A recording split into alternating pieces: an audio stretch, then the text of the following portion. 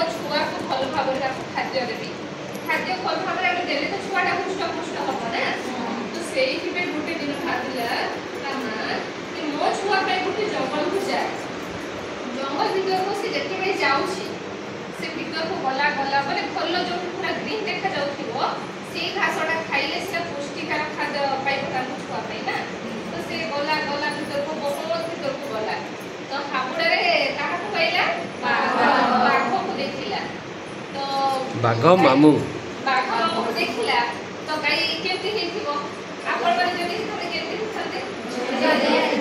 इन दुई जो बोउडा गाई और डरिलानी ताको छुआ पे जे तो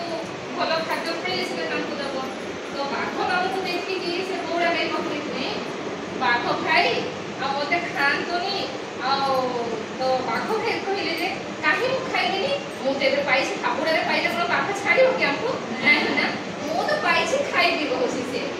खाई कहीं हसुसी तो से बोरा गाई पूरा डरी गले नहीं जेबे जदि मते खाई देला मो छुआ कोन खाइबो कोन खाद्य एका ही से बहुत भाबिले आउ बाघ खाई को क्षमा करतु मो घास टिके भल घास खाइबी जाई मो छुआ को गिर पी देबी भलसी तापर मु आसी की आसिला पर जाई आपण मते खाइबे बाघ मामू खाइबो तो एमिति कहि कि तो बाघ मामू राजी हे गला आउ ताको छाड़ी देला परे जो बोरा गाईटा फल खाद्य खाई कि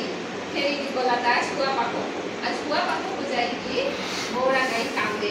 तो छुआटा पछारे गो गो कोन हिला तेमिति काहे कांदु छु तो से आ छुआ कुछि कहेनी तापरे खाद्य खाइला परे क्षीर पीला परे से आउ पुणी से बाघ को कथा देखि जाइछंती कि मो पुणी मो छुआ क्षीर पी ने आसीबी तम पाखो तो पुणी आउथरे बोरा गाई बाघ पाखे आसती तो से बाघ मामू आउ ताको खाएनी आ दुई जन भितर भल मित्रता हो जाए तो एठू आमको शिखबार अच्छी जदि बुद्धि है भल बुद्धि है सीना से